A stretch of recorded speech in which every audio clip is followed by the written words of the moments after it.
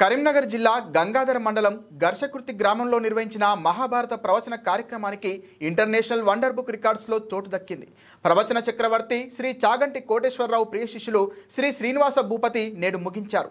126 రోజులు 326 గంటల పాటు జరిగిన మహాభారత ప్రవచనాలను ఇంటర్నేషనల్ వండర్ బుక్ రికార్డ్స్లో చోటు దక్కిందని అన్నారు. కాగా మహాభారత ప్రవచనం సందర్భంగా గర్షకుర్తి గ్రామ ప్రజలు మందు మాంసాహారం తినకూడదని నిర్ణయించుకున్నట్లు తెలిపారు.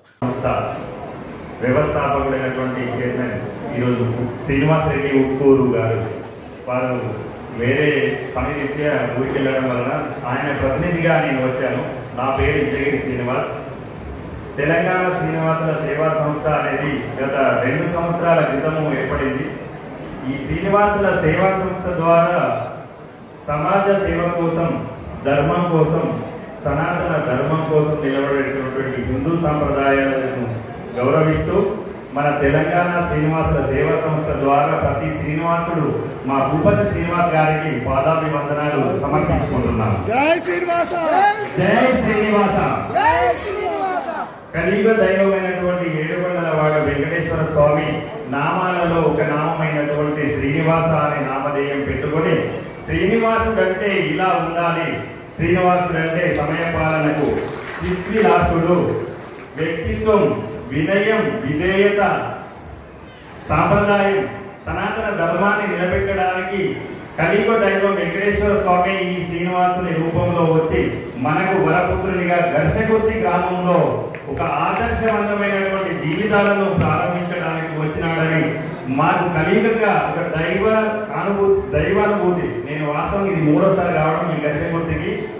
ఈ మధ్య కాలంలో నేను 6 దేశాలు తిరిగి వచ్చాను. ఏ దేశం ఎగినా ఎందుకు ఆగినా ఒకటరా భూమి భారతదేశాన్ని అన్నట్టు ఎక్కడికి వెళ్ళినా ఏం లేదండి. మన భారతదేశంలోనే సంస్కృతి ఉంది, సాంప్రదాయం ఉంది, ధర్మం ఉంది. ధర్మం రక్షతి అంటే ధర్మాన్ని మనం కాపాడినట్లయితే ఆ ధర్మం మనల్ని కాపాడుతుందని చెప్పి కేవలం మన హిందువులం మాత్రమే ఎక్కడికి వెళ్ళినా కూడా ఆ డెవలప్మెంట్ కానీ అవన్నీ చేస్తున్నామండి. ఈ శ్రీనివాసుని గురించి చెప్పాలంటే చాలా ఉంది, కానీ సమయభావం వలన తెలంగాణ శ్రీనివాసుల సేవా సంస్థ ద్వారా మేము మరొకసారి హృదయపూర్వకంగా పాదాభివందనాలు తెలియజేస్తూ ఈ అవకాశం ఇచ్చినటువంటి మా వాక్యేత గారికి ప్రత్యేకంగా ధన్యవాదాలు తెలియజేస్తూ, మరియు ఈ కార్యక్రమానికి ఇక్కడ శ్రీకారం చుట్టినటువంటి ఆలోచనను తీసుకొచ్చినటువంటి ఎవరైతే మొదటగా తీసుకొచ్చారో వారికి పాదాభివందనాలు తెలియజేస్తున్నాము.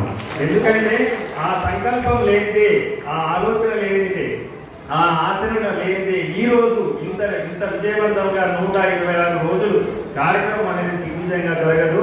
ఇందులో ప్రతి ఒక్కరు ఒక సైనికుని లాగా, సేవకుని లాగా మన మిత్రులందరూ కూడా పనిచేశారు. వారందరికీ కూడా పాదాభివందనాలు తెలియజేస్తున్నాను.